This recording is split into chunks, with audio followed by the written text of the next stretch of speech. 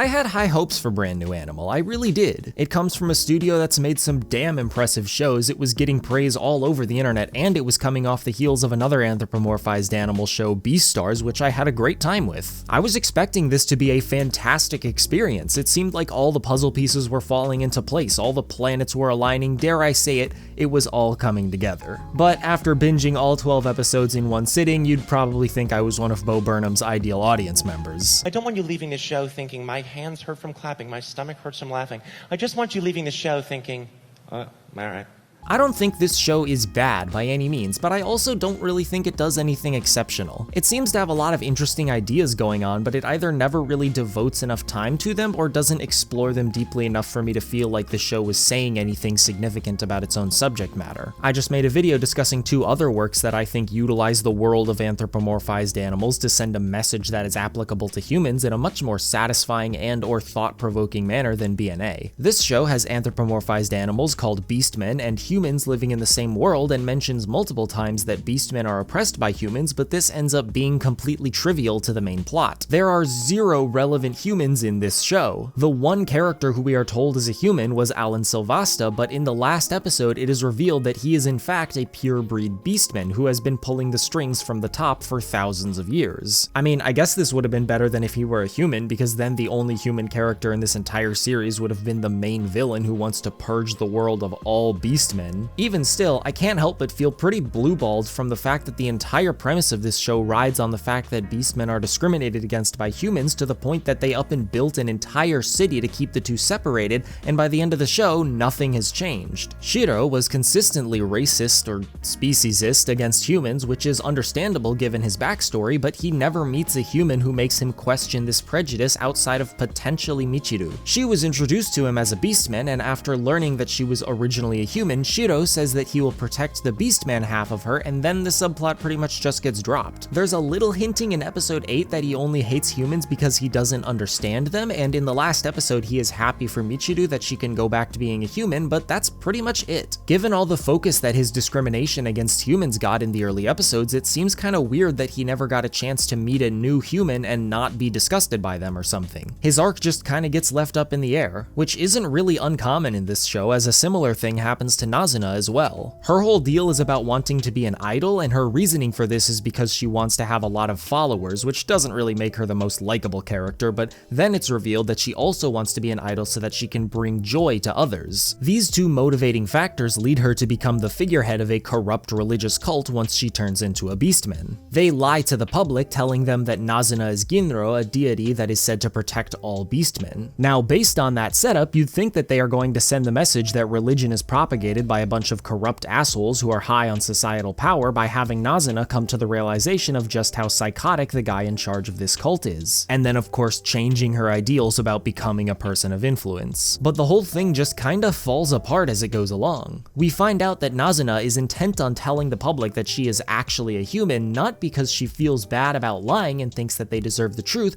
but because Silvasta convinced her that it will help erase the animosity between beastmen and humans. Yes, tell the people who have been discriminated against by humans that you, a human, have been impersonating their god. Surely that will make them like humans more. What's worse is that Nazuna ends up being convinced not to reveal herself by Michiru and then gets outed by the creepy fuck leading the cult, which prompts exactly the reaction you would expect.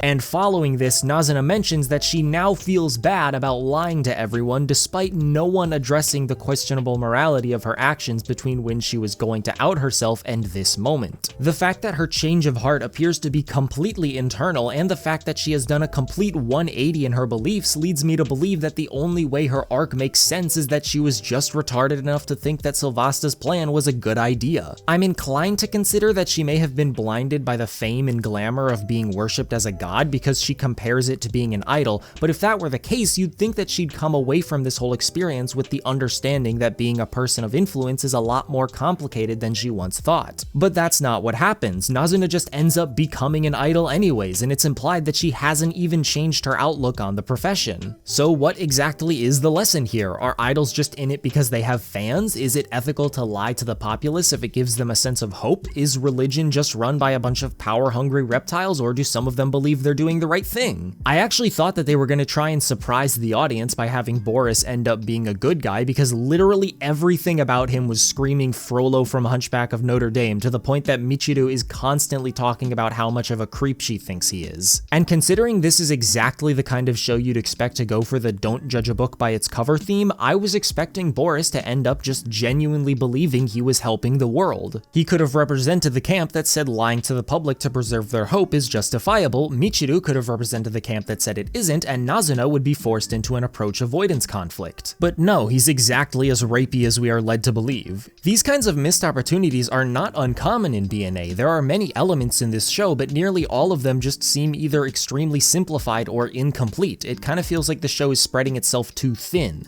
I think this show would have been way better if they cut out the mermaid girl, the bear baseball team, and the bird dude, and used their screen time to flesh out Michiru's relationship with both Shirou and Nazuna. What if instead of Michiru just happening upon the ability to change back and forth from beastman to human, she does it accidentally and can't figure out how to turn back, but the naked mole rat girl doesn't want her to leave the city because they still have tests to run on her. Then we could get an entire episode about Shirou being directly confronted with the fact that Michiru is part human after they have already established something of a friendship. This could result in a scene where Shirou admits that not all humans are terrible, and Michiru would warm up to Shirou and the idea of being a beastman in general. Or what if instead of one scene, we actually got a full episode where Michiru joins Nazuna's cult? Then we could see firsthand how she's helping people while Michiru ponders the morality of Nazuna's actions. Maybe Michiru would confront Nazuna with why lying to the public could cause trouble. Nazuna would insist that she's doing the right thing, and this would drive a wedge between the two of them, leading much more naturally to their confrontation at the end of episode 6. Pepper in some more flashback sequences that establish more than the fact that they were friends, and you've just made both of their arcs a hell of a lot more compelling. As it is though, this show just doesn't have that much substance in terms of its characters. Michiru's arc was the only one that I thought was satisfying, but even still, it was incredibly predictable. Oh wow, the main character is saying that she hates all beastmen and that she wishes she could go back to being a human. Surely she won't eventually come to a deeper understanding with the beastmen that live in this city, realize the error in her initial judgment of them, and decide to stay as a beastman now that she has formed an emotional attachment to them. Oh wait. Again, it's not bad, I just didn't find myself particularly caring that much about these characters, partly because of what I just talked about, but also because I never felt like there was a lot of tension in the story. A lot of this comes down to the fact that Michiru and Nazuna are the first humans to ever become beastmen, so their capabilities are largely a mystery, which means that the creators can get away with giving them new powers out of nowhere to save the day right when it looked like all hope was lost. Like here in episode 2, or here in episode 4, or here in episode 7, or when we find out that Shirou is literally immortal and the all-powerful deity Ginro who Nazuna is impersonating. Of course, I wasn't particularly surprised when all of this happened, considering this is Studio Trigger we're talking about, and I paid attention to the OP and ED. I mean, I don't think the OP and ED should be replacements for actually developing a concept in your story, but still. The thing is that despite all of this, the show sometimes feels like it's trying to make sense. Like when we get this visualization of what Michiru's cells look like and why the abnormalities in her DNA allow her to shapeshift into all these different forms. I thought that this show was going to set up a sort of My Hero Academia power system where the main character would make clever use of her unique abilities, but she just gets access to literally every ability. That one scene in episode 2 where Michiru uses the ability to increase the size of her tail to swing the cage she and the little kids were in around and then cushion her and the kids' fall was super interesting and a really creative use of her powers. But then in the very next episode, they seemingly completely forgot about it when this chameleon guy drops her off of a building. Instead of Michiru using the exact same ability from last episode in the exact same way, Shirou jumps off of the building to save her so we can establish that he can literally fall from a skyscraper and be completely fine. Now, I'm sure that there are a lot of people who will tell me that all this stuff I've been criticizing with the show doesn't really matter. After all, the viewer isn't supposed to take any of this seriously, and the pretzel logic that this show and many others like it often use is only in place to allow for the existence of wacky comedy, incredible action sequences, and powerful thematic messages. And those people are absolutely correct. But when you sacrifice stuff like making sense, I think you should actually deliver on what that creative decision allows for. And I just don't think that BNA is really enough of a spectacle to experience, and for most of the show, it isn't even that far off the rails, especially when compared to something like Space Patrol Luluco. The moments when BNA actually embraces its own ridiculousness are some of the highlights of the show for me. Learning that in Anima City's version of baseball, you're literally allowed to kill the other team was hilarious, and it established that the rest of the episode was not to be taken seriously, and it didn't take itself seriously. obviously. And it was all the more entertaining for it. They even managed to tell a genuinely heartwarming story about valuing your passion not for extrinsic motivators like money, but for the joy that comes from actually doing it. But when you apply that kind of "this doesn't have to make sense" attitude to scenes where it isn't appropriate, you start to run into some problems. Like in episode 4, when the dolphin girl somehow gets put in the water by the other humans at the party who didn't know that she can't breathe water. And like, we're supposed to assume that not only did she not somehow manage to indicate that she didn't want to be trapped underwater, but when she is obviously in the process of drowning, no one, not even the girl who is looking directly at her pounding on the glass and falling unconscious, does anything to alert the other party attendees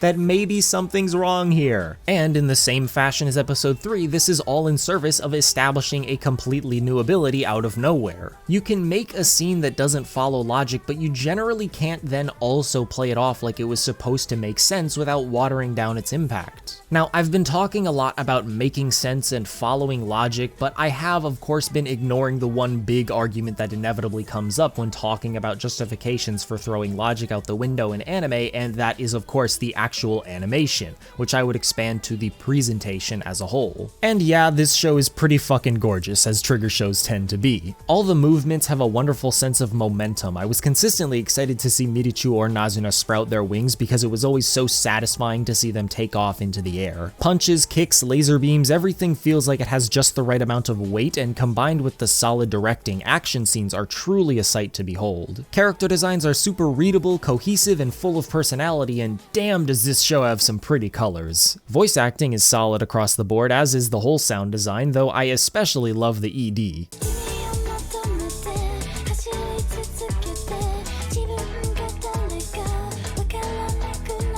Actually, the ED is a highlight both sonically and visually. To be perfectly honest though, I think that this show has fully quenched my thirst for Studio Trigger's style, at least for now. This isn't a knock to the show, but I think it's pretty obvious that Trigger's shows have a similar feel, and it's starting to wear off on me. Look, I know I've been pretty negative about this show, but I don't want anyone thinking that I hate Brand New Animal. It's decent in my opinion. There were some aspects that I enjoyed and some aspects that I didn't, but I largely felt neutrally about this show. In all honesty, I probably would have enjoyed it more if the circumstances surrounding my watching of it were different. I finished Beastars and rewatched Zootopia just a couple of days before binging BNA, and I enjoyed those works largely because of how they deliver their themes and get me deeply emotionally invested in their characters. I was constantly looking for little instances of discrimination and waiting for the show to start really being about resolving the tensions between human and beastmen, but the most we ever get on this front is the opening scene when Mirichu is being chased by a bunch of humans for being a beastman, learning that the other albatross that Pinga flies with gets shot down for being in restricted airspace, and a few moments when the characters just remark that there is a prejudice between beastmen and humans. But nothing ever comes of this stuff, and in fact, in the final scene, Michiru makes the vague decision to try to do things that only she and Nazuna can do since they're the only people who have been both human and beastmen,